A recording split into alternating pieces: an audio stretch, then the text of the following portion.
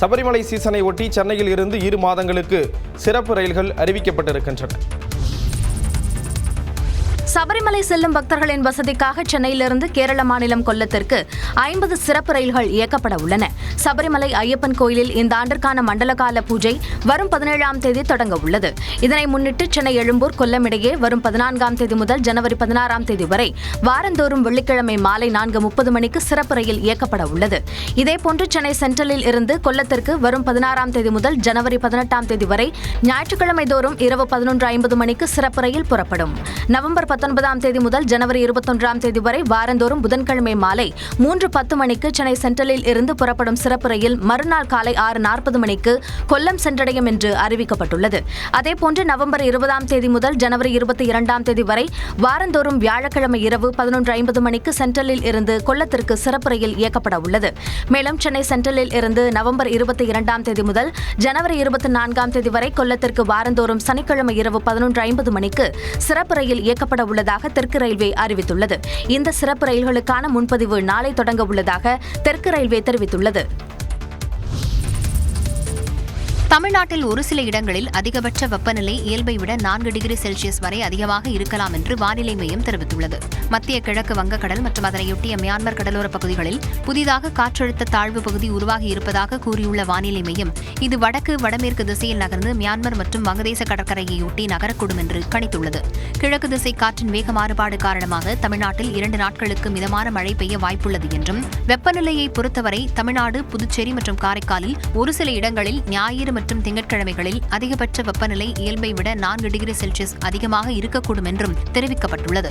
சென்னை மற்றும் புறநகர் பகுதிகளில் மிதமான மழை பெய்யலாம் என்றும் வானிலை ஆய்வு மையம் கூறியுள்ளது. இந்திய மகளிர் படை சாம்பியன் பட்டம் என்ற நிலையில் நாடு முழுவதும் பட்டாசுகள் வெடித்தும் இனிப்புகள் வழங்கியும் கொண்டாட்டங்கள் களை கட்டின.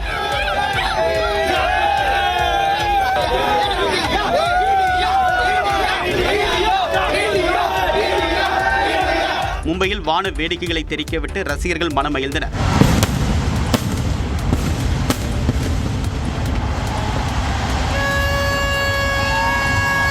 உத்தரப்பிரதேச மாநிலம் லக்னோவில் மத்தாப்புகளை கொளுத்தி சிறுவர்களும் இளைஞர்களும் கொண்டாட்டத்தில் ஈடுபட்டனர்.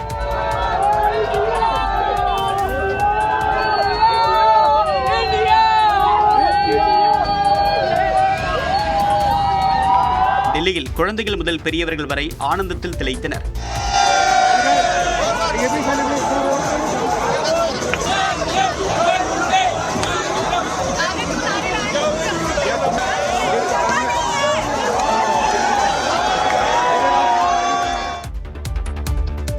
பீகாரில் உண்மையான வாக்காளர்களை நீக்கியதால் தான் வாக்காளர் பட்டியல் சிறப்பு திருத்த நடைமுறை எதிர்ப்பதாக முதலமைச்சர் மு.க.ஸ்டாலின் கூறியுள்ளார்.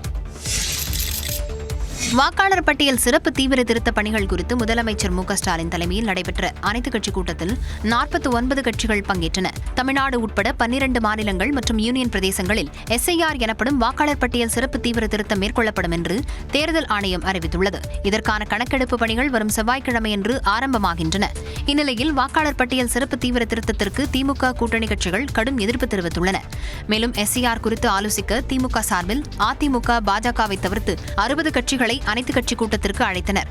அதன்படி சென்னை தியாகராய நகரில் உள்ள விடுதியில் நடைபெற்ற கூட்டத்தில் காங்கிரஸ், VCK, மதிமுக, கொங்குநாடு மக்கள் தேசிய கட்சி, ஆம் ஆத்மி உள்ளிட்ட 49 கட்சிகள் பங்கேற்றன. பாமக, நாம் தமிழர் கட்சி, அமமுக, தமிழ் மாநில காங்கிரஸ், விஜயின் தமிழக வெற்றிக் கழகம் உள்ளிட்ட கட்சிகள் பங்கேற்கவில்லை.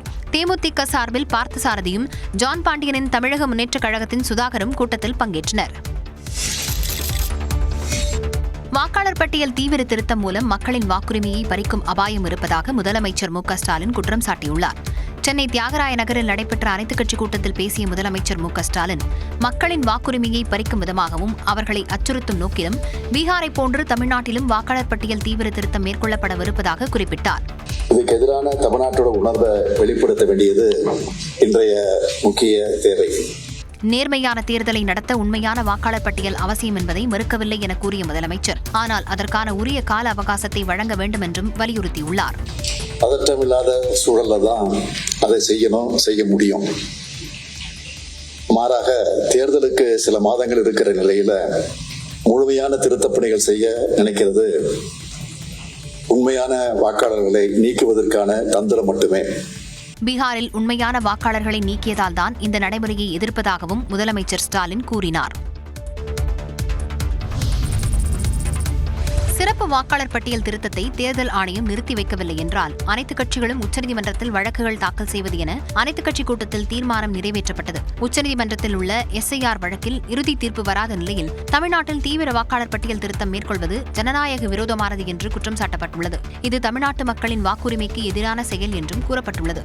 மேலும் பீகாரில் நடைபெற்ற குளறுபடிகளை சரி செய்யாமல் தமிழ்நாடு உள்ளிட்ட 12 மாநிலங்களில் எஸ்ஐஆர் நடத்துவது வாக்குரிமையை பறிக்கும் செயல் என அத்தீர்மானத்தில் குறிப்பிடப்பட்டுள்ளது. 2026 தேர்தலுக்கு பின்பு எந்த கட்சிக்கும் சார்பற்ற நிலையில் தேர்தல் ஆணையம் எஸ்ஐஆரை நடத்த வேண்டும் என்றும் தீர்மானம் நிறைவேற்றப்பட்டுள்ளது. தமிழ்நாட்டு மக்களின் வாக்குரிமையை பறித்து ஜனநாயகத்தை படுகொலை செய்யும் சிறப்பு வாக்காளர் தீவிர திருத்தத்திற்கு எதிராக ஒன்றிணைந்து குரல் கொடுப்பது அனைத்து கட்சிகளின் கடமை என முதலமைச்சர் ஸ்டாலின் தெரிவித்துள்ளார். இது தொடர்பான தனது பதிவில் எஸ்ஐஆருக்கு எதிரான அனைத்து கட்சி கூட்டத்தில் பங்கேற்று தங்களுடைய உணர்வை பதிவு செய்த 49 கட்சிகளுக்கும் நன்றி என தெரிவித்துள்ளார். கூட்டத்தில் பங்கேற்காதவர்களும் எஸ்ஐஆர் குறித்து விவாதித்து ஜனநாயகத்தை காத்திடும் முன்னெடுப்பை எடுக்க வேண்டும் எனவும் முதலமைச்சர் வலியுறுத்தியுள்ளார். சிறப்பு வாக்காளர் பட்டியல் தீவிர திருத்த பணிகளை கைவிட வேண்டும் என்று அனைத்துக் கட்சி கூட்டத்தில் பேசிய தலைவர்கள் கருத்துக்களை முன்வைத்தனர். இங்கேயும் நியாயமாக சுதந்திரமாக ஜனநாயக அடிப்படையில் வெற்றி பெற முடியாது என்பதால் குறுக்கு வழியில் எப்படியெல்லாம் தேர்தல் ஆணையத்தை பயன்படுத்தி வெற்றி பெறலாம் என்று பாஜக முயற்சி செய்து கொண்டிருக்கிறது. ஜனநாயகத்தினுடைய ஆணிவேரையே அறுக்கக்கூடிய வேளையில் மத்திய அரசினுடைய ஏவுதலில் தேர்தல் ஆணையமே முனைந்திருக்கக்கூடிய இந்த நேரத்தில் கருத்துக்களை ஆலோசனைகளை பெற்று அதன் அடிப்படையிலே ஒரு தீர்மானத்தை நிறைவேற்ற வேண்டும் என்று நீங்கள் முடிவெடுத்திருப்பது வரவேற்கத்தக்கது. தேர்தல் ஆணையம் இந்த வேலையை செய்யறதுக்கு எந்த அதிகாரமும் கிடையாது. இதுக்கு பீப்புள் ரெப்ரசன்டேட்டிவ் ஆக்ட் தான் இருக்கு. அதன் மூலம் தான் வாக்காளர் பட்டியலை சரி செய்யணும். சிறப்பு தீவிர வாக்காளர் திருத்தம் ஏன் இவ்வளவு அவசரமாக செயல்படுத்தப்படுகிறது?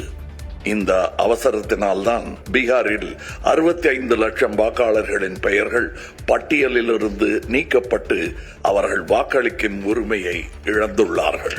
ஏதாவது ஒரு வகையில் ஒரு குறைந்தபட்சம் ஒரு கண்டன ஆர்ப்பாட்டம் என்கிற முறையிலாவது ஏதாவது ஒரு போராட்ட நடவடிக்கையில் மக்களை ஈடுபடுத்துவது என்பதும் மார்க்சிஸ்ட் கம்யூனிஸ்ட் கட்சியின் சார்பில் கேட்டுக்கொள்கிறேன்.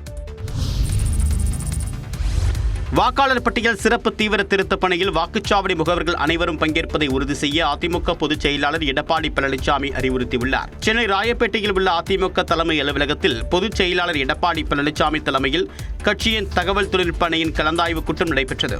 இதில் விருதுநகர், சிவகங்கை, ராமநாதபுரம், தென்காசி, நெல்லை, மதுரை, தேனி, திண்டுக்கல், தூத்துக்குடி, கன்னியாகுமரி மாவட்டங்களைச் சேர்ந்த பொறுப்பாளர்கள் கலந்து கொண்டனர். சட்டமன்ற தேர்தலை எதிர்கொள்ளக்கூடிய வகையில் பூத் கமிட்டி ஆக்டிவேஷன் எனப்படக்கூடிய புதிய செயல் திட்டத்தை தொடங்கி வைத்த எடப்பாடி பழனிசாமி மாவட்ட பொறுப்பாளர்களுடன் தனித்தனியாக ஆலோசனை மேற்கொண்டார்.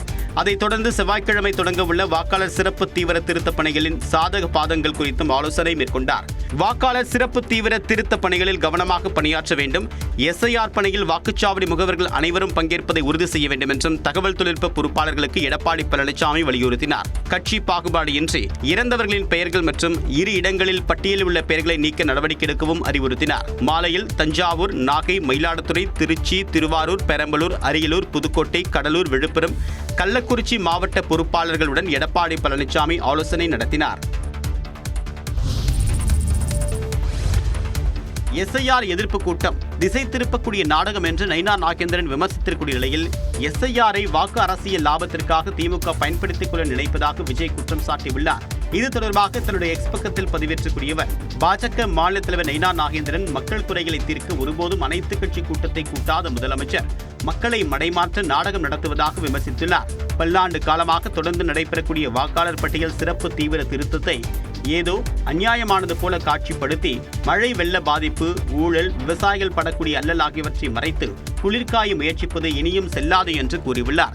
திமுகவின் திசை திருப்பக்கூடிய நாடகத்தை நன்கு அறிந்து பல கட்சிகள் கூட்டத்தை புறக்கணித்திருக்கக்கூடிய நிலையில் தோல்வி பயத்தில் உள்ள கட்சிகள் மட்டுமே இந்த கூட்டத்தில் கலந்து கொண்டிருப்பதாக தெரிவித்துள்ளார். இதனிடையே வாக்காளர் பட்டியல் சிறப்பு தீவிர திருத்தத்திற்கு கண்டனம் தெரிவித்திருக்கூடிய தாவேக தலைவர் விஜய் இதனை வாக்கு வங்கி அரசியலுக்காக திமுக பயன்படுத்திக் கொள்ள நினைப்பதாகவும் குற்றம் சாட்டியுள்ளார். இது தொடர்பாக அறிக்கை வெளியிட்டக்கூடிய அவர், தமிழ்நாட்டில் மொத்தம் 6,36,00,000 வாக்காளர்கள் இருக்கக்கூடிய நிலையில் அவர்களின் விவரங்களை வெறும் 30 நாட்களில் எப்படி சரிபார்க்க முடியும் என்று கேள்வி எழுப்பியுள்ளார். அதே நேரம் சிறப்பு தீவிர திருத்தத்தை கடுமையாக எதிர்ப்பதாக காட்டிக்கொள்ளக்கூடிய திமுக கேரளாவை போன்று சட்டமன்றத்தில் தீர்மானம் நிறைவேற்றாததே ஏன் என்றும் விஜய் கேள்வி எழுப்பியுள்ளார்.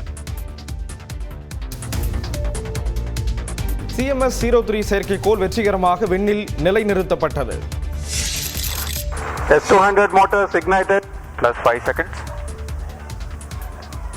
S200 बूस्टर्स का सफलतापूर्ण प्रज्वलन और LVM-3M5 का उत्थापन द्वितीय प्रमोचन मंच से। ஆந்திர மாநிலம் ஸ்ரீஹரிகோட்டாவில் உள்ள சதீஷ் தவான் ஏவுதளத்தில் இருந்து LVM-3 ராக்கெட் மூலம் CMS-03 செயற்கைக்கோள் வெற்றிகரமாக விண்ணில் செலுத்தப்பட்டது. LVM-3 ராக்கெட் நாட்டின் மிக வலுவான ஹெவி லிப்ட் ராக்கெட். இது 4 டன் வரை செயற்கைக்கோளை தூக்கிச் செல்லும் திறன் கொண்டது. அந்த வகையில் LVM-3M5 மூலம் சுமார் 4400 கிலோ எடை கொண்ட CMS-03 செயற்கைக்கோள் விண்ணில் செலுத்தப்பட்டது. S200 motors ignited plus 5 seconds. S200 boosters का सफलतापूर्ण प्रज्वलन और LVM-3M5 का उत्थापन द्वितीय प्रमोचन मंच से। இதன் மூலம் புவி சுற்றுவட்ட பாதையில் நிலைநிறுத்தப்பட்ட செயற்கைக்கோளில் அதிக எடை கொண்டதாக CMS-03 பார்க்கப்படுகிறது. இது இஸ்ரோவின் மிகப்பெரிய சாதனையாகும். To compliment each and every one of you, even under this difficult weather condition, we could come out successfully and accomplish this mission in a grand manner and successful manner. CMS-03 செயற்கைக்கோள் அதிவேக இணைய சேவையை சர்வதேச தரத்தில் வழங்கும் திறன் கொண்டது. இணையதள சேவை குறைவாக உள்ள தொலைதூர கிராமப்புறங்கள், வடகிழக்கு மாநில பகுதிகளிலும் 100 Mbps வரை வேகமான இணைய சேவைகளை வழங்க முடியும். இஸ்ரோ தொடர்ந்து நமது நாட்டை பெருமைப்படுத்துவதாக பிரதமர் மோடி வாழ்த்து கூறியுள்ளார்.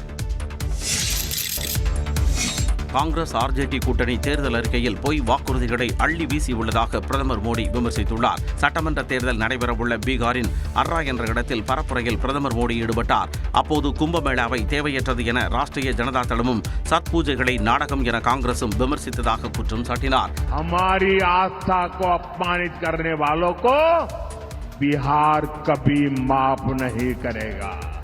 முதலமைச்சர் வேட்பாளரை தாங்கள் தான் நிறுத்துவோம் என காங்கிரசிடமிருந்து துப்பாக்கி முனையில் RJD பறித்துள்ளதாக பிரதமர் மோடி கூறினார். NDA के संकल्प पत्र में बच्चों की पढ़ाई, परिवार की दवाई, नौजवानों की कमाई और किसानों को सिंचाई, इन पर बहुत ज्यादा बल दिया है. காங்கிரசும் RJDயும் தாங்கள் செய்த பாவத்திற்கு வருந்தியதே கிடையாது என்றும் சாடினார். இதையடுத்து தலைநகர் பாட்னாவில் ரோட் ஷோ சென்ற பிரதமர் மோடிக்கு உற்சாக வரவேற்பு அளிக்கப்பட்டது.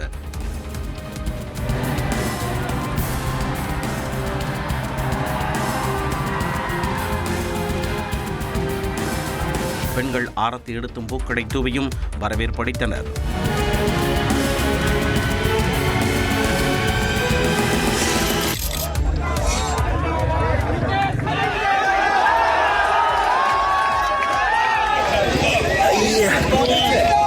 பீகார் தேர்தல் பிரச்சாரத்திற்கிடையே ராகுல் காந்தி உள்ளூர் மக்களுடன் சில் செய்த காட்சிகளே இவை. சட்டமன்ற தேர்தலை முன்னிட்டு பீகார் மாநிலம் பெகுசராயில் பிரச்சாரத்தில் ஈடுபட்ட ராகுல் காந்தி வாக்குகளுக்காக பிரதமர் நரேந்திர மோடி யோகா செய்வதாக விமர்சித்தார்.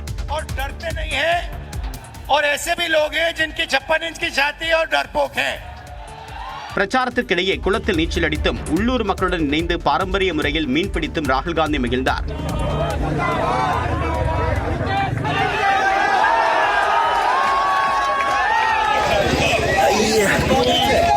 விகாஷில் இன்சான் கட்சியின் தலைவர் முகேஷ் சஹானி உள்ளிட்டோரும் ராகுல் காந்தியுடன் இணைந்து மீன்பிடித்தனர்.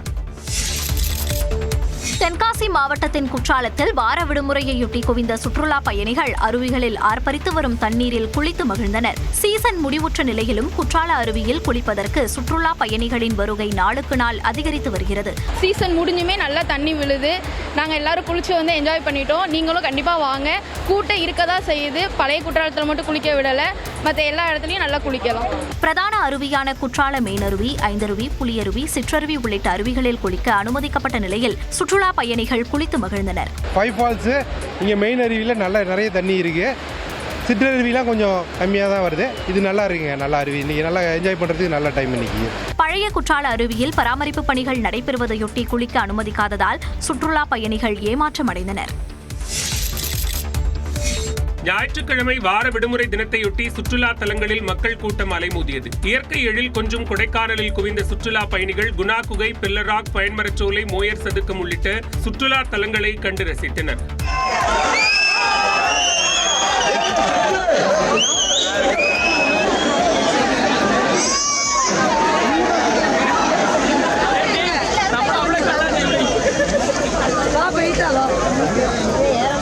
நட்சத்திர ஏரியில் படகு சவாரி செய்தும் மிதிவண்டி மற்றும் குதிரை சவாரி மேற்கொண்டும் மகிழ்ந்தனர். ஒகேனக்கலில் குவிந்த சுற்றுலா பயணிகள் பரிசல் பயணம் மேற்கொண்டு காவிரி ஆற்றின் அழகை ரசித்தனர். பின்னர் தொங்கு பாலத்தில் நின்றவாறு காவிரி ஆற்றை ரசித்தனர்.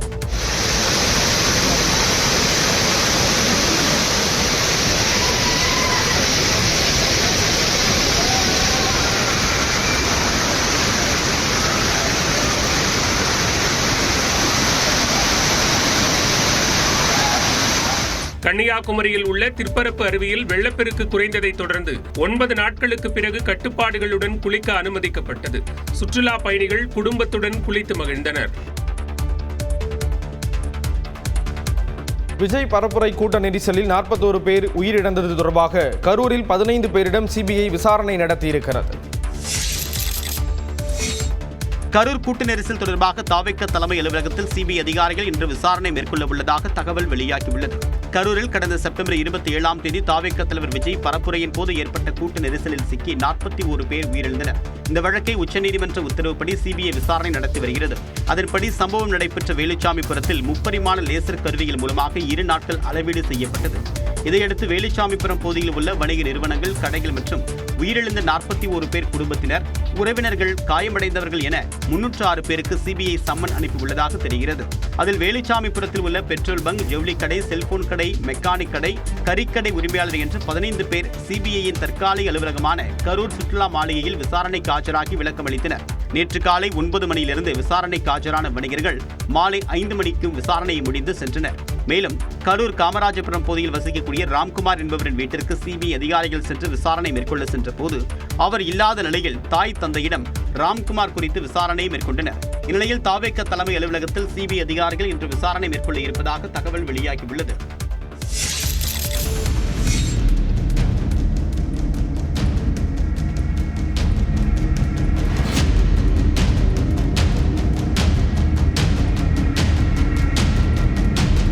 விழுப்புரம் மாவட்டம் செஞ்சியில் சாலையில் நடந்து சென்ற விவசாயியை மாடு முட்டி தூக்கி வீசிய பதைபதைக்க வைக்கும் காட்சிகள் தான் இவை.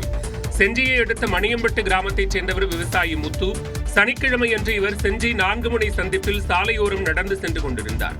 அப்போது அவருக்கு பின்புறமாக ஓடி வந்த மாடு ஒன்று அவரை ஆவேசமாக முட்டி தூக்கி வீசியது. இதில் முத்துவிற்கு தலையில் பலத்த காயம் ஏற்பட்டது. இதனை கண்டு அதிர்ச்சியடைந்த அருகில் இருந்த பொதுமக்கள் அவரை மீட்டு அரசு மருத்துவமனையில் அனுமதித்தனர். அங்கு அவருக்கு தலையில் 4 தையல்கள் போடப்பட்டு சிகிச்சை அளிக்கப்பட்டு வருகிறது. சாலையில் சுற்றித் திரியும் கால்நடைகளை பிடித்து அதன் உரிமையாளர்களுக்கு அபராதம் விதிக்க வேண்டும் என்று மக்கள் கோரிக்கை விடுத்துள்ளனர். தேசத்தை கட்டி எழுப்புவதில் ஆதீனங்கள் போன்ற அமைப்புகள் இன்றியமையாதது என ஆளுநர் ஆர் என் ரவி தெரிவித்துள்ளார். மயிலாடுதுறை மாவட்டம் தருமபுரத்தில் 16ஆம் நூற்றாண்டில் தோற்றுவிக்கப்பட்ட சைவ ஆதீன திருமடம் அமைந்துள்ளது. இங்கு 27வது மடாதிபதி ஸ்ரீலஸ்ரீ கைலை மாசிலாமணி தேசிக ஞானசம்பந்த பரமாச்சாரிய சுவாமிகளின் மணி விழா நடைபெற்றது. இதில் பங்கேற்ற தமிழ்நாடு ஆளுநர் ஆர் என் ரவி மாற்றுத்திறனாளிகளுக்கு செயற்கைக்கால் நலத்திட்ட உதவிகளை வழங்கி விழா மலரை வெளியிட்டார்.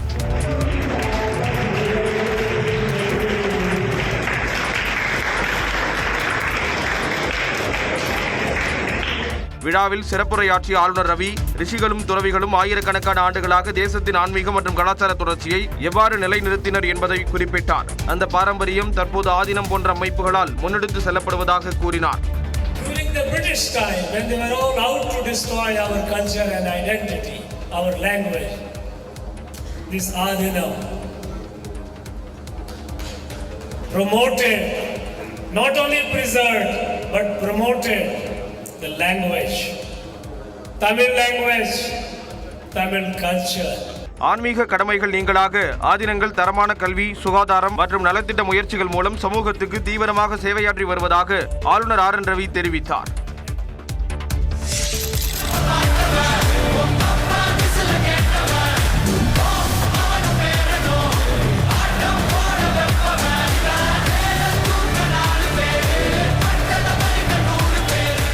கோவாவில் இருந்து சென்னை திரும்பிய ரஜினிகாந்துடன் விமான பயணிகள் செல்ஃபி எடுத்துக் கொண்ட காட்சிகளை இவை. நெல்சன் இயக்கத்தில் ரஜினி நடிக்கும் ஜெயிலர் 2 படத்தின் படப்பிடிப்புகள் கேரளா உட்பட பல்வேறு இடங்களில் விறுவிறுப்பாக நடைபெற்றன. இந்நிலையில் அடுத்த கட்ட படப்பிடிப்பில் கலந்து கொள்ள கடந்த 4 நாட்களுக்கு முன்பு சென்னையில் இருந்து விமானம் மூலம் ரஜினிகாந்த் கோவா சென்றார். படப்பிடிப்பு முடிந்த நிலையில் கோவாவில் இருந்து விமானம் மூலம் ரஜினிகாந்த் சென்னை திரும்பினார். அவரை பார்த்ததும் உற்சாகமடைந்த விமான பயணிகள் செல்ஃபி எடுத்துக் கொண்டனர்.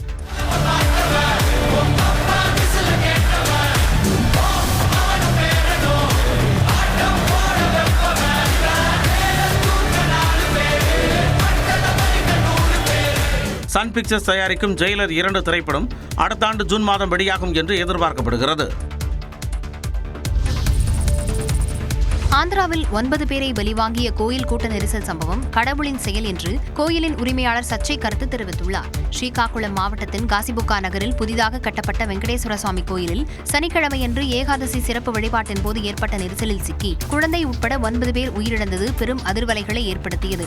அதிகபட்சம் 5000 பக்தர்களை மட்டுமே கையாளும் திறன் கொண்ட இக்கோயிலில் சுமார் 25000 பக்தர்கள் குவிந்த நிலையில் அதற்கேற்ப போதிய ஏற்பாடுகளை செய்யாததும் கோயிலுக்குள் செல்வதற்கும் வெளியே வருவதற்கும் ஒரே ஒரு நுழைவு வாயில் மட்டுமே இருந்ததும் விபத்துக்கு முக்கிய காரணமாக கூறப்படுகிறது. ஆனால் கூட்ட நெரிசல் சம்பவத்திற்கு யாரும் காரணமில்லை என்றும் இது கடவுளின் செயல் என்றும் கோயிலின் உரிமையாளரான 94 வயதான முகுந்த் பாண்டா சர்ச்சை கருத்து தெரிவித்துள்ளார். இந்நிலையில் கூட்ட நெரிசல் தொடர்பாக முகுந்த் பாண்டா உள்ளிட்ட கோயில் நிர்வாகிகள் மீது வழக்கு பதிவு செய்யப்பட்டிருப்பதாக தகவல் வெளியாகியுள்ளது. இந்தியா ஆஸ்திரேலியா இடையேயான T20 கிரிக்கெட் தொடர் 1-1 என சமநிலையை எட்டியிருக்கிறது. ஆஸ்திரேலியாவுக்கு எதிரான 3வது T20 கிரிக்கெட் போட்டியில் 5 விக்கெட் வித்தியாசத்தில் இந்திய அணி வெற்றி பெற்றது. ஆஸ்திரேலியா சென்றுள்ள இந்திய அணி 5 T20 போட்டிகளில் விளையாடுகிறது. இதில் 3வது போட்டி ஹாபர்ட் நகரில் நடைபெற்றது. டாஸ் வென்ற இந்திய அணி பந்துவீச்சை தேர்வு செய்தது. 16 போட்டிகளுக்கு பின்னர் டாஸ் வென்றதால் இந்திய T20 அணியின் கேப்டன் சூரியகுமார் யாதவ் உற்சாகமடைந்தார். அதன்படி முதலில் களமிறங்கிய ஆஸ்திரேலிய அணி 20 ஓவர்கள் முடிவில் 6 விக்கெட் இழப்புக்கு 186 ரன்கள் குவித்தது. அந்த அணியில் அதிகபட்சமாக டிம் டேவிட் 74 ரன்களும் மார்கஸ் ஸ்டாய்னிஸ் 64 ரன்களும் சேர்த்தனர். இந்திய அணியில் அஷ்தீப் சிங் 3 விக்கெட்டுகளை வீழ்த்தி அசத்தினார். தொடர்ந்து விளையாடிய இந்திய அணி 18.3 ஓவர்களில் இலக்கை எட்டி அபார வெற்றி பெற்றது. அதிகபட்சமாக வாஷிங்டன் சுந்தர் 49 ரன்கள் சேர்த்தார். இந்த வெற்றியின் மூலம் 5 போட்டிகள் கொண்ட T20 தொடர் 1-1 என்ற கணக்கில் சமநிலையில் உள்ளது. இவ்விரு அணிகளுக்கும் இடையிலான 4வது T20 போட்டி வரும் வியாழக்கிழமை நடைபெறுகிறது.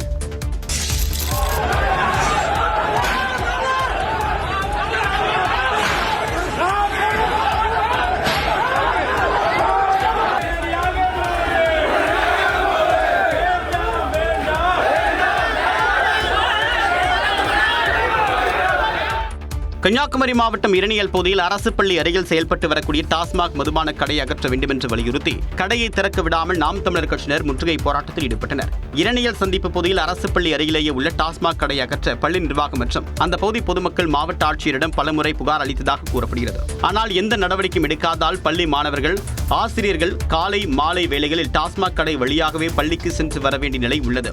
எனவே அரசு டாஸ்மாக் கடை அகற்ற மாவட்ட நிர்வாகம் நடவடிக்கை எடுக்க வேண்டும் என்று வலியுறுத்தி நாம் தமிழர் கட்சியை சேர்ந்த பெண்கள் உட்பட 100க்கும் மேற்பட்டோர் கடையை திறக்க விடாமல் முற்றுகை போராட்டம் மற்றும் சாலை மறியல் போராட்டத்தில் ஈடுபட்டனர். பெண்கள் உட்பட 100க்கும் மேற்பட்டோரை குண்டுக்கட்டா கைது செய்த தனியார் மண்டபத்தில் போலீசார் அடைத்தனர். இந்த சம்பவம் அந்த பகுதியில் பெரும் பரபரப்பை ஏற்படுத்தியது.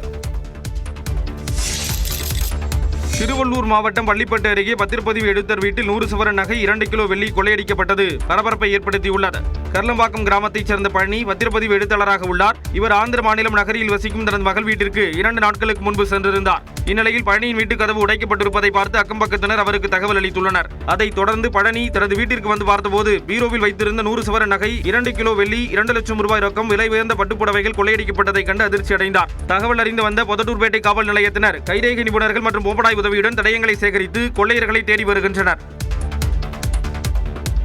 35 மீனவர்களை சிறைபிடித்துள்ள இலங்கை கடற்படை அவர்களை காங்கேசன்துறை கடற்படை முகாமிற்கு கொண்டு சென்றிருக்கிறது. எல்லை தாண்டி மீன்பிடித்ததாக தமிழக மீனவர்கள் உட்பட 35 பேரை இலங்கை கடற்படை சிறைப்பிடித்தது அதிர்ச்சியை ஏற்படுத்தியுள்ளது. தமிழ்நாடு மற்றும் புதுச்சேரி மீன்பிடி துறைமுகங்களிலிருந்து 4 விசைப்படகுகளில் மீனவர்கள் மீன்பிடிக்க கடலுக்கு சென்றனர்.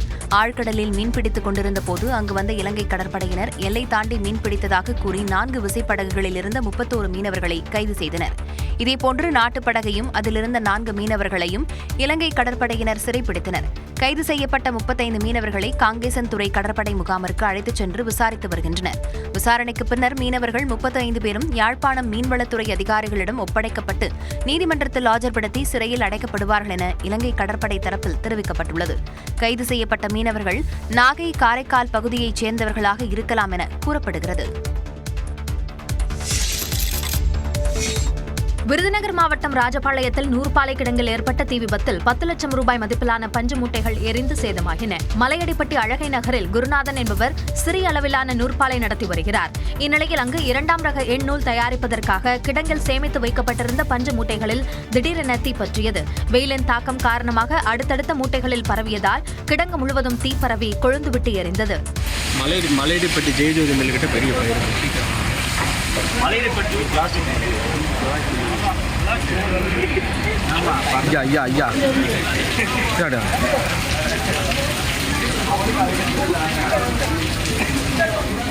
அக்கம்பக்கத்தினர் அளித்த தகவலின் பேரில் விரைந்து வந்த தீயணைப்பு வீரர்கள் 3 மணி நேரம் போராடி தீயை முழுமையாக அணைத்தனர். இந்த விபத்தில் 10 லட்சம் மதிப்பிலான பஞ்சு பொதிகள் எரிந்து சேதமானதாக கூறப்படுகிறது. ஞாயிற்றுக்கிழமை விடுமுறை தினம் என்பதால் தொழிலாளர்கள் யாரும் வேலைக்கு வராததால் பெரும் அசம்பாவிதம் தவிர்க்கப்பட்டது. வைகை அணையிலிருந்து சிவகங்கை மாவட்டத்தில் உள்ள பூர்வீக பாசன பகுதிகளுக்கு தண்ணீர் திறக்கப்பட்டுள்ளதால் கரையோர பகுதி மக்களுக்கு எச்சரிக்கை விடுக்கப்பட்டுள்ளது. தேனி மாவட்டம் ஆண்டிப்பட்டி அருகே அமைந்துள்ள வைகை அணையிலிருந்து ராமநாதபுரம், சிவகங்கை மற்றும் மதுரை ஆகிய 3 மாவட்டங்களில் உள்ள பூர்வீக பாசன பகுதிகளுக்கு கடந்த அக்டோபர் 27ஆம் தேதி முதல் வரும் நவம்பர் 13ஆம் தேதி வரை 1824 மில்லியன் கன அடி நீர் திறக்க தமிழ்நாடு நீர்வளத்துறை உத்தரவிட்டுள்ளது. இதையடுத்து வரும் நவம்பர் 6ஆம் தேதி வரை சிவகங்கை மாவட்டத்தில் உள்ள வைகை பூர்வீக பாசன பகுதி 2க்கு வினாடிக்கு 772 கன அடி நீர் திறக்கப்பட உள்ளது. இதற்காக தற்போது வினாடிக்கு 2000 கன அடி நீர் வைகையிலிருந்து ஆற்றின் வழியாக வெளியேற்றப்படுகிறது. இது தவிர குடிநீர் மற்றும் பாசனத்திற்காக வழக்கம் போல் கால்வாய் வழியாக 1449 கன அடி நீர் என வைகையிலிருந்து 3449 கன அடி நீர் வெளியேற்றப்படுகிறது. தேனி, திண்டுக்கல், மதுரை மற்றும் சிவகங்கை மாவட்டங்களில் வைகை கரையோர பகுதி மக்கள் எச்சரிக்கையாக இருக்குமாறு நீர்வளத்துறையினர் அறிவித்துள்ளனர்.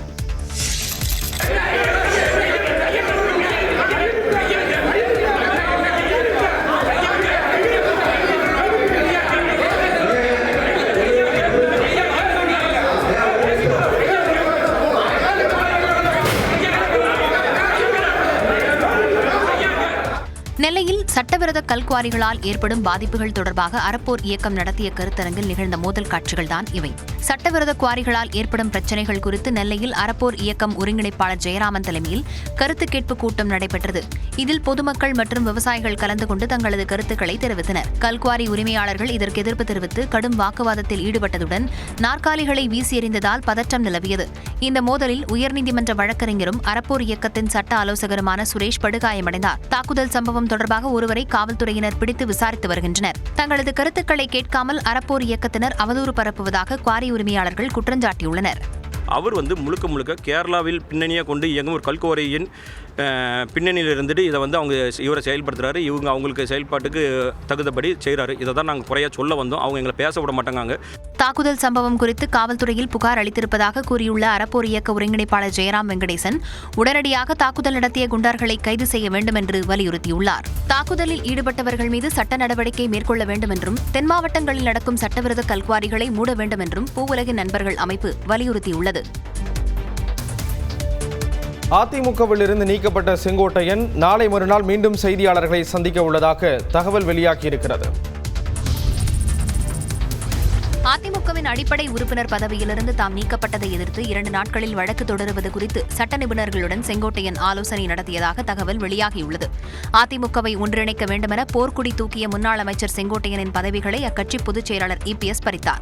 அதைத் தொடர்ந்து OPS, டிடிவி தினகரன், சசிகலா உள்ளிட்டோரை கடந்த 30ஆம் தேதி பசும்பொன்னில் சந்தித்ததால் கட்சி விதிமுறைகளை மீறியதாக அடிப்படை உறுப்பினர் பதவியிலிருந்தும் செங்கோட்டையன் நீக்கப்பட்டார்.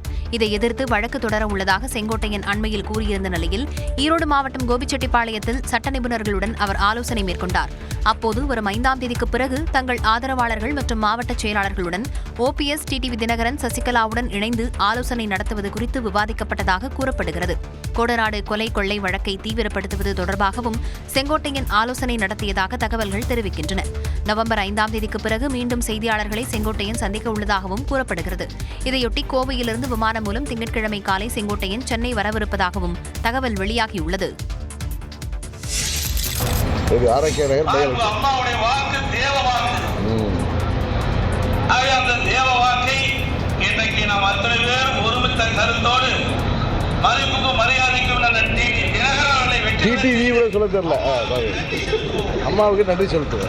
சென்னை ஆர்கே நகர் இடைத்தேர்தலின் போது தன்னை புகழ்ந்து பேசிய இபிஎஸ் ஒரே மாதத்தில் தன்னை கட்சியிலிருந்து நீக்கியதாக டிடிவி தினகரன் குற்றம் சாட்டினார்.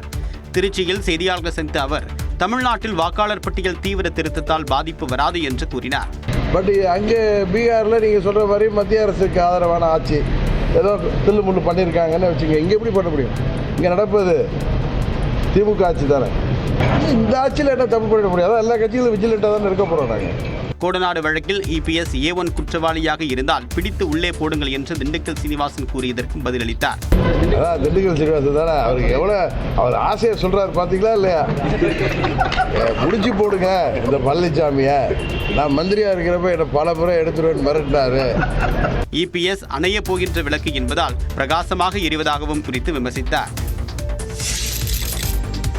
கட்சிக்கு எதிராக யார் செயல்பட்டாலும் அவர்கள் மீது நடவடிக்கை எடுக்க வேண்டும், அப்போதுதான் கட்சி வலுப்பெறும் என அதிமுக முன்னாள் அமைச்சர் செல்லூர் ராஜு தெரிவித்துள்ளார். மதுரை சோலை அழகுபுரத்தில் அங்கன்வாடி மையம் ஒன்றை திறந்து வைத்த பின் செய்தியாளர்களிடம் பேசிய அவர் மக்கள் பிரச்சினையை திமுக அரசு மூடி மறைக்க பார்ப்பதாக தெரிவித்தார். அதிமுக பொதுச் செயலாளர் எடப்பாடி பழனிசாமி மக்கள் பிரச்சினை குறித்து பேசுவதை தடுப்பதற்காக அதிமுகவில் உள்ள சில அதிருப்தியாளர்களை தூண்டிவிட்டு எதிர்க்கட்சியின் செயல்பாடுகளை திமுக தடுக்கிறது என்று கூறினார். திமுகவை வீட்டுக்கு அனுப்ப வேண்டும் என மக்கள் நினைக்கும் போது அதிமுக நிர்வாகிகள் தங்களுடைய ஈகோவை பிரச்சினைக்காக பொதுவெளியில் பேசுவது கூடாது என தெரிவித்தார். ஒவ்வொருத்தருக்கும் ஒரு மன வருத்தம் இருக்குன்னா மன வருத்தத்தை பொதுவெளியில சொல்லக்கூடாது. அதுக்காக பொதுச் செயலாளருக்கு எகென்ஸ்டா இருக்கவங்க போய் அவங்களோட போய் சும்மா வருவாங்களா? பொதுச் செயலாளர் அப்புறம் எப்படி நடவடிக்கை எடுக்காம இருப்பாரு? அதுக்காக சொன்னா நீங்க உடனே சொல்லு, அதை ஒரு பிரேக் நியூஸ்ல போட்டுறாங்க. தங்களுடைய ஈகோ பிரச்சினை குறித்து கட்சி தலைமையுடன் பேசி முடிவு செய்த பிறகுதான் பேட்டி கொடுக்க வேண்டும் என செல்லூர் ராஜு தெரிவித்தார். வாக்காளர் சிறப்பு தீவிர திருத்தம் தொடர்பான அனைத்து கட்சி கூட்டத்தில் பங்கேற்ற பிறகு அரசியல் கட்சி தலைவர்கள் தெரிவித்த கருத்துக்களை பார்க்கலாம். சட்டமன்றமும் நிர்வாகத்துறையும் ரெண்டும் செய்கிற இது மத்தியில் வருகிற போட்டிக்கு தீர்க்க வைக்கக்கூடிய பொறுப்பு நீதிமன்றத்துக்கு உண்டு. அதுதான் இறுதி கட்டம். வாக்குரிமை பறித்துவிட்டால் சொந்த நாட்டிலேயே மக்கள் நாடற்றவர்கள், அதிலும் குறிப்பாக சிறுபான்மை மக்கள் மீது குறிவைக்கப்படுகிற சூழ்ச்சி என்று நாங்கள் கருதுகிறோம். எனவே இந்த போர் அரசியல் சாசனத்தின் விழுமியத்தையும் நாடாளுமன்ற ஜனநாயகத்தையும் காக்கிற போர் இந்த போர். ஆக இந்த முடிவு என்பது அரசியல் சாசன சட்டத்துக்கு எதிரானது. தேர்தல் ஆணையம் என்பது அரசியல் சாசன சட்டத்துடைய நெறிமுறைகளுக்கு எதிராகத்தான் இந்த அறிவிப்பை வெளியிட்டு இருக்கு. அதனால இது உச்சநீதிமன்றத்தில் நிச்சயமான வெற்றி பெறுங்கிற நம்பிக்கை இருக்கு. 3 மாத காலம் 4 மாத காலம் வேண்டும் என்று நான் கோரிக்கை வைத்துக்கிறேன். அப்படி நடத்தினால் கண்டிப்பாக இது சேர்ப்பதற்கு திருத்தம் செய்வதற்கு வாய்ப்பு இருக்கிறது. ஆனால் இடையிலே தேர்தல் வந்துடும்.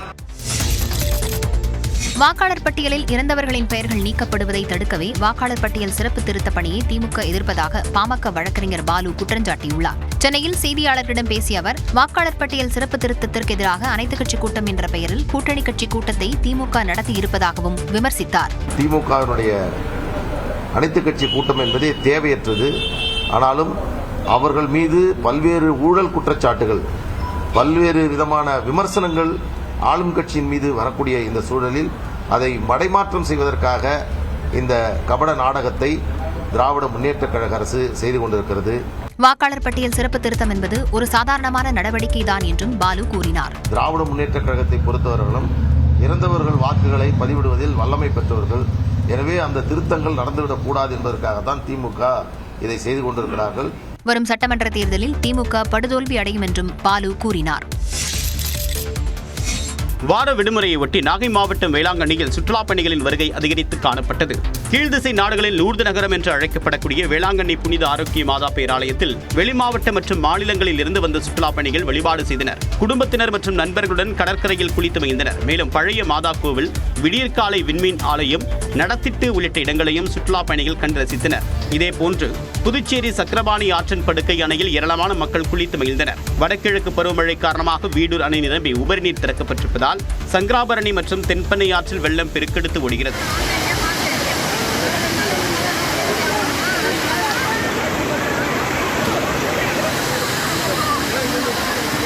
இருப்பதனால் ஆற்றில் இறங்கவோ குளிக்கவோ கூடாது என்று மாவட்ட நிர்வாகம் தடை விதித்திருக்கக்கூடிய நிலையிலும் படுகை அணையில் ஏராளமான மக்கள் குவிந்தனர்.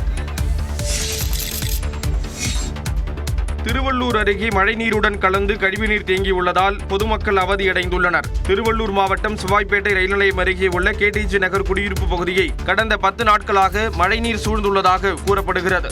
இதில் கழிவுநீர் சூழ்ந்து தற்போது துர்நாற்றம் வீசி வருகிறது. இதனால் பள்ளிக்கு செல்லும் குழந்தைகளும் வேலைக்கு செல்வோரும் கடும் சிரமத்திற்கு உள்ளாகியுள்ளனர். அதோடு நோய் தொற்று ஏற்படும் அபாயம் உள்ளதால் மாவட்ட நிர்வாகம் விரைந்து நடவடிக்கை எடுக்க வேண்டும் என அப்பகுதி மக்கள் கோரிக்கை விடுத்தனர். அன்றாடமா உள்ள வாழ்க்கையை எங்களுக்கு எதுவுமே பண்ண முடியல. ஸ்கூலுக்கு பிள்ளைங்களை அனுப்புறதோ, வயசானவங்களுக்கு போகிறதோ, ஒரு கேஸ் சிலிண்டருக்கான சிலிண்டர் தூரத்தில் வச்சுட்டு போயிடுறோம். ஃபயர் சர்வீஸ் கூட எமர்ஜென்சி வராத மாதிரி ஒரு சூழ்நிலை ஆயிடுச்சு எங்கள் ஏரியா. இப்போ என்ன ஆகுது, தண்ணி பாருங்கள் 10 நாள் ஆச்சு, தண்ணி 2வது நாள் கருக்க ஆரம்பிச்சிச்சு, அதுக்கப்புறம் புழு வைக்க ஆரம்பிச்சிச்சு, இப்போ கொசு வர ஆரம்பிச்சிச்சு. ஏரி நீர் மற்றும் தொழிற்சாலை கழிவுநீர் வருவதை தடுக்க வேண்டும் என்றும் அப்பகுதி மக்கள் வலியுறுத்தி உள்ளனர். நெல்லையில் வக்ஃபு நில பிரச்சினை தொடர்பாக வெட்டி படுகொலை செய்யப்பட்ட ஓய்வு பெற்ற காவல் அதிகாரியின் மகனுக்கு அதே நில பிரச்சினை தொடர்பாக மீண்டும் கொலை மிரட்டல் வருவதாக புகார் எழுந்துள்ளது. காவல்துறையில் உதவி ஆய்வாளராக பணியாற்றிய திருநெல்வேலி டவுன் பகுதியைச் சேர்ந்த ஜாகிர் ஹுசேன் பிஜிலி என்பவர் தர்கா ஒன்றுக்கு சொந்தமான வக்ஃபு நிலம் தொடர்பாக காவல்துறையிடம் பல்வேறு புகார்களை அளித்து வந்தார். இதையடுத்து இரு தரப்பினரிடையே மோதல் ஏற்பட்டு கடந்த மார்ச் மாதம் ஜாகிர் ஹுசேன் பிஜிலி வெட்டி படுகொலை செய்யப்பட்டார். இந்த கொலை வழக்கு நெல்லை மாவட்ட நீதிமன்றத்தில் நடைபெற்று வரக்கூடிய நிலையில் வழக்கிலிருந்து பிணையில் வெளிவந்த முக்கிய குற்றவாளியான நூரின் நிசா ஜாகிர் ஹுசேனின் மகனான இஜூர் ரஹ்மான் பிஜிலியை கொலை செய்து விடுவதாக மிரட்டல் விடுத்ததாக புகார் எழுந்துள்ளது. இவன் அப்பனை வெட்டின மாதிரி இவனை வெட்டினாதான் சரி வரும், இந்த இடத்துக்கு தீர்வு வரும், ஒரு முடிவு வரும் அப்படின்றான். அப்போ நம்ம தற்செயலாக அது கேட்கும்போது ரொம்ப பிளர்ராக அப்படியே நிற்கிறேன்னா நின்றுட்டு அவன் சொல்லிட்டு அவன் அப்படியே படப்படன்னு போயிட்டா. இது தொடர்பாக ஜாகிர் ஹுசேனின் மனைவி வீடியோ ஒன்றை சமூக வலைதளத்தில் வெளியிட்டுள்ளார். உயிரை கொடுத்தோமே அதுதான் பயன். ஒரு அடுத்தது எங்களுக்கு என்ன சொல்றதுன்னு தெரியல. எங்களுக்கு நீங்க தான் பாதுகாப்பு கொடுக்கணும், ஒரு நியாயம் எங்களுக்கு கொடுக்கணும். கண்டிப்பா நீங்க எங்களுக்கு நியாயம் தருவீங்க. இந்த போலீஸை நம்பி தான் இருக்கோம் நாங்க. சென்னை ஓபன் டென்னிஸ் தொடரில் இந்தோனேஷிய வீராங்கனை ஜானிஸ் சாம்பியன் பட்டம் வென்றார். சென்னை ஓபன் மகளிர் டென்னிஸ் சாம்பியன்ஷிப் போட்டி நுங்கம்பாக்கத்தில் உள்ள SDAD ஸ்டேடியத்தில் நடைபெற்றது. இதில் ஒற்றையர் இறுதிப் போட்டியில் உலக தரவரிசையில் 82வது இடத்தில் இருக்கும் இந்தோனேஷிய வீராங்கனை ஜானிஸும் ஆஸ்திரேலியாவின் கிம்பர்லி பிரேலியும் மோதினர். இதில் 6-4, 6-3 என்ற நேர் கணக்கில் ஆஸ்திரேலியாவின் பிரேலியை வீழ்த்தி இந்தோனேஷிய வீராங்கனை ஜானிஸ் வெற்றி பெற்று சாம்பியன் பட்டம் வென்றார். சென்னை ஓபன் மகளிர் டென்னிஸ் சாம்பியன்ஷிப் இறுதிப் போட்டியை முதலமைச்சர் ஸ்டாலின் நேரில் சென்று கண்டுகளித்ததுடன் பரிசு வழங்கி பாராட்டினார்.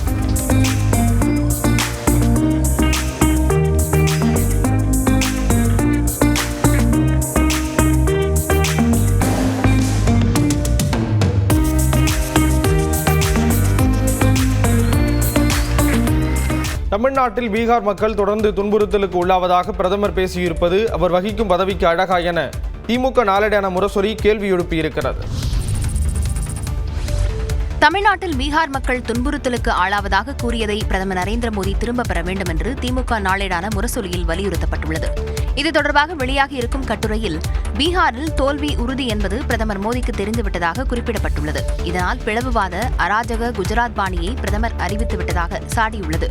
தமிழ்நாட்டில் பீகார் மக்கள் தொடர்ந்து துன்புறுத்தலுக்கு உள்ளாவதாக பிரதமர் பேசியிருப்பது அவர் வகிக்கும் பதவிக்கு அழகா எனவும் முரசொலி வினவியுள்ளது. இந்தியா முழுமைக்குமான ஒரு பிரதமர் ஒரு மாநில மக்களை இன்னொரு மாநிலத்தில் தாக்குகிறார்கள் என்று கூச்சமில்லாமல் பேசினால் இந்தியாவில் உள்நாட்டு குழப்பம் என்றுதான் வெளிநாட்டு அதிபர் புரிந்து கொள்வார் என்றும் இந்தியா இப்படித்தான் இருக்க வேண்டும் என்று பிரதமர் விரும்புகிறாரா என்றும் காட்டமாக கேள்வி எழுப்பியுள்ளது. மேலும் தமிழர்கள் மீதும் தமிழ்நாட்டின் மீதும் எதற்காக இத்தகைய வன்மம் என்று காட்டமாக வினவியுள்ள முரசொலி பிரதமர் தனது பீகார் பேச்சை திரும்ப பெற வேண்டும் என்றும் துணிச்சல் இருந்தால் அதை தமிழ்நாட்டு மேடையில் சொல்ல வேண்டும் என்றும் வலியுறுத்தியுள்ளது. திருவையாறில் வரும் 15ஆம் தேதி தண்ணீர் மாநாடு நடத்த உள்ளதாக நாம் தமிழர் கட்சி தலைமை ஒருங்கிணைப்பாளர் சீமான் அறிவித்துள்ளார். அடுத்த ஆண்டு தமிழ்நாடு சட்டமன்ற தேர்தல் நடைபெறும் நிலையில் மக்களின் கவனத்தை ஈர்க்கும் வகையில் சீமான் ஐம்பூதங்களை மையமாக கொண்டு மாநிலம் முழுவதும் தொடர் மாநாடுகளை நடத்தி வருகிறார். அந்த வகையில் கடந்த சில மாதங்களுக்கு முன் தேனியில் ஆடு மாநாட்டை நடத்தினார். அதனைத் தொடர்ந்து திருச்செந்தூரில் பனைமரம் ஏறி கள்ளிறக்கும் போராட்டத்தை நடத்தினார்.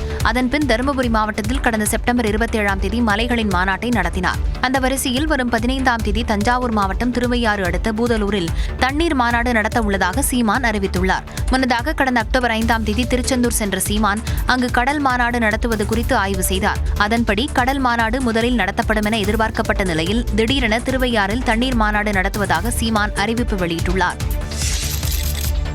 ரிலையன்ஸ் அறக்கட்டளை தலைவர் நீட்டா அம்பானி தன்னுடைய 62வது பிறந்த நாளை கோலாகலமாக கொண்டாடினார். ரிலையன்ஸ் குழும தலைவர் முகேஷ் அம்பானியின் மனைவியும் ரிலையன்ஸ் அறக்கட்டளை தலைவருமான நீட்டா அம்பானி தன்னுடைய 62வது பிறந்த நாளை சனிக்கிழமை என்று கொண்டாடினார். நீட்டா அம்பானிக்கு இன்ப அதிர்ச்சி கொடுக்கக்கூடிய விதமாக ஜாம் நகரில் உள்ள இல்லத்தில் ரிலையன்ஸ் அறக்கட்டளை நிர்வாகிகள் திரண்டு வந்து அவருடைய பிறந்த நாளை கொண்டாடினர். நீட்டா அம்பானி தன்னுடைய ஊழியர்களுக்கு கேக் ஊட்டிவிட்டு மகிழ்ந்தார்.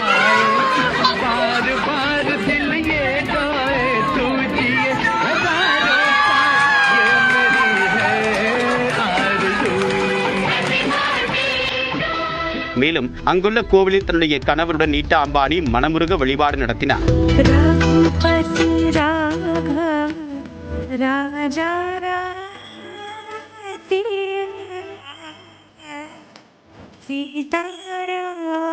கணவர் முகேஷ் அம்பானியிடமும் நீட்டா அம்பானி ஆசீர்வாதம் பெற்றார்.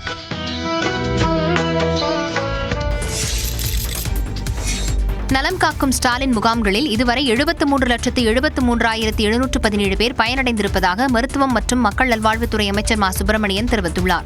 நாமக்கல் மோகனூர் ரோட்டில் உள்ள பழைய அரசு மருத்துவமனை வளாகத்தில் 1 கோடி ரூபாய் மதிப்பீட்டில் 50 படுக்கை வசதிகளுடன் கூடிய புதிய சித்த மருத்துவமனையை அவர் திறந்து வைத்தார். பின்னர் செய்தியாளர்களிடம் பேசிய மா சுப்பிரமணியன், இதுவரை நடைபெற்ற நலம் காக்கும் ஸ்டாலின் முகாம்களில் 1684 முகாம்கள் மூலம் சுமார் 74 லட்சம் பேர் பயனடைந்திருப்பதாக கூறினார்.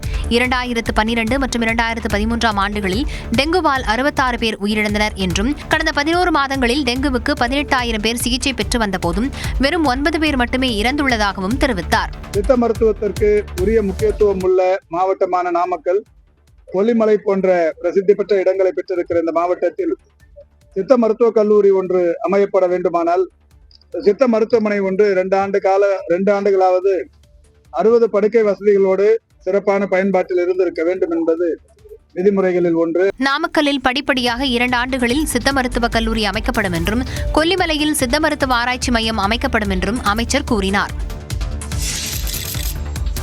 விருதுநகர் மாவட்டம் சிவகாசி மக்களின் 30 ஆண்டு கோரிக்கையான ரயில்வே மேம்பாலம் கட்டி முடிக்கப்பட்டு இறுதிக்கட்ட பணிகள் நடைபெற்று வருகின்றன. தொழில் நகரமான சிவகாசியில் ரயில்வே மேம்பாலம் அமைக்க வேண்டும் என்ற நீண்ட நாள் கோரிக்கையை நிறைவேற்றும் வகையில் கடந்த ஆண்டு ஜூலை மாதம் ரயில்வே மேம்பாலம் அமைக்கும் பணிகள் துவங்கின. மத்திய அரசின் நிதியாக 10 கோடி ரூபாயும் மாநில அரசின் நிதியாக 61 கோடி ரூபாயும் என 71 கோடி ரூபாய் மதிப்பீட்டில் 700 மீட்டர் நீளமும் 12 மீட்டர் அகலமும் கொண்டதாக இந்த மேம்பாலம் அமைக்கப்பட்டு பணிகள் நிறைவு பெற்றுள்ளன. பாலம் அமைக்கும் பணி, சாலை அமைக்கும் பணிகள் முழுமையாக நிறைவு பெற்றுள்ள நிலையில் தற்போது பாலத்தின் 2 தடுப்புச் சுவர்களிலும் மின்விளக்கு பொருத்தும் இறுதிக்கட்ட பணிகள் நடைபெற்று வருகின்றன. அடுத்த ஆண்டு பிப்ரவரி 15க்குள் பணிகள் முடிக்க திட்டமிடப்பட்ட நிலையில் திட்டமிடப்பட்ட நாட்களுக்கு முன்பாகவே பணிகள் முடிவடைந்திருப்பது பொதுமக்கள் மத்தியில் வரவேற்பை பெற்றுள்ளது. இதனிடையே விரைவில் மக்கள் பயன்பாட்டிற்கு வரவுள்ள மேம்பாலத்தின் கழுகுபார்வை காட்சிகள் வெளியாகியுள்ளன.